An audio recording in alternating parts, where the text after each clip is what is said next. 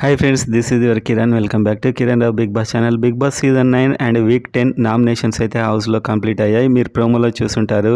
మొత్తంగా 6 నామినేషన్లోకి వచ్చారు. అండ్ ఈసారి స్పెషాలిటీ ఏంటంటే హయ్యెస్ట్ ఓటింగ్ ఉన్న ఇమాన్యువల్ అండ్ తనుజ కళ్యాణ్ వీళ్ళైతే ఓటింగ్లో లేరు. సో వీళ్ళ ఫ్యాన్స్ ఓట్స్ అయితే డెఫినెట్గా ఎలిమినేషన్ ఎఫెక్ట్ చేస్తాయి. సో అదేంటో చూసే ముందు బిగ్ బాస్ ఫ్యాన్స్ అంతా వీడియోని గట్టిగా లైక్ చేసి ఈ వీక్ మీ ఓట్ ఎవరికి అనేది గట్టిగా కామెంట్ చేయండి. అండ్ ఆ నేమ్ ఉన్న కామెంట్స్కి లైక్ చేయండి అండ్ సబ్స్క్రైబ్ చేసుకోండి ఎర్లీ అప్డేట్స్ కోసం. సో వీడియోలోకి వెళ్ళినట్లయితే 6 నామినేషన్లోకి వచ్చారు. ఇందులో ఒకటైతే తనుజ ఫ్యాన్స్ అండ్ ఓవరాల్గా వీళ్ళంతా కూడా ఆపరేషన్ దివ్య అని అయితే స్టార్ట్ చేశారు. ఆమెను ఎలాగైనా ఎలిమినేట్ చేయాలని చెప్పి, ఎందుకంటే ప్రజెంట్గా హౌస్లో ఆమెకు ఎగనిస్ట్గా ఫియర్లెస్గా వెళ్ళేది దివ్య ఒకతే. కాబట్టి ఆబ్వియస్గా ఇంతకుముందు కంటెస్టెంట్స్ ఎలా ఎలిమినేట్ అయ్యారో అలా చేద్దామని అయితే ఫిక్స్ అయ్యారు. సో ఎవరైతే ఆమెకు యాంటీగా ఉన్నారో వాళ్ళు దివ్యకు వేసే అవకాశాలు కూడా ఉన్నాయి. అండ్ ఆమె ఇమాన్యుయల్ కూడా సపోర్ట్ చేసింది. కెప్టెన్సీ టాస్క్లో వాళ్ళు కూడా వేసే అవకాశాలు ఉన్నాయి. సో ఈసారి దివ్య ఎలిమినేట్ అవుతుందా లేదా అనేదే ఈసారి నామినేషన్లో మెయిన్ టాపిక్ అయితే ఉంటుంది. సో అందరిలా తను కూడా సేఫ్గా ఆడేస్తే గేమ్లో మజా ఉండదు అనేది నా అభిప్రాయం కూడా. సో ఏముంది, అటు బిగ్ బాస్ మెచ్చుకొని ఇటు కంటెస్టెంట్స్ మెచ్చుకొని గేమ్లో అసలు పవర్ లేకుండా సో ఇది చాలా చాలా డమ్మీ గేమ్ అయిపోతుంది. సో ఓవరాల్గా ఈసారి ఎలిమినేట్ అవుతుందా లేదా చూడడం అయితే ఈ టాప్ 3 కంటెస్టెంట్స్ ఫ్యాన్స్ చేతిలో ఉంది. అండ్ ఎవరైతే న్యూట్రల్ ఉన్నారో ఎవ్రీ వీకెండ్ తనుజ భజన అయితే చేయడం అది మనం చూస్తున్నాం. అండ్ జస్ట్ ఫ్యాన్ పోల్స్ చూసినట్లయితే భరణి టాప్లో ఉన్నాడు. మెయిన్గా తనుజ వాళ్ళు ఫ్యాన్స్ అయిన మొత్తం అయితే వేసే అవకాశాలు చాలా ఎక్కువ ఉన్నాయి దివ్య మీద కోపంతో మెయిన్గా.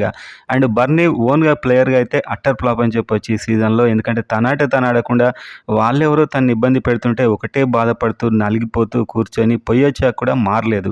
సో ఈసారి దివ్య కోటింగ్ లేదు, తనువిస్తూ ఉందామనే ప్లానింగ్తో అయితే క్లియర్గా వచ్చాడు.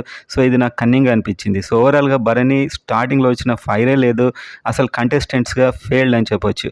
ఆ తర్వాత రీతు సో స్టార్టింగ్లో చాలా నెగిటివిటీ ఉండే, మెల్లిమెల్లిగా బిగ్ బాస్ అయితే జనాల మైండ్స్లోకి ఎక్కించి రీతే బెస్ట్ అనేలా చేశాడు. ఎందుకంటే 5th వీక్ ఎలిమినేట్ కావాల్సింది శ్రీజ వెళ్ళినప్పుడు.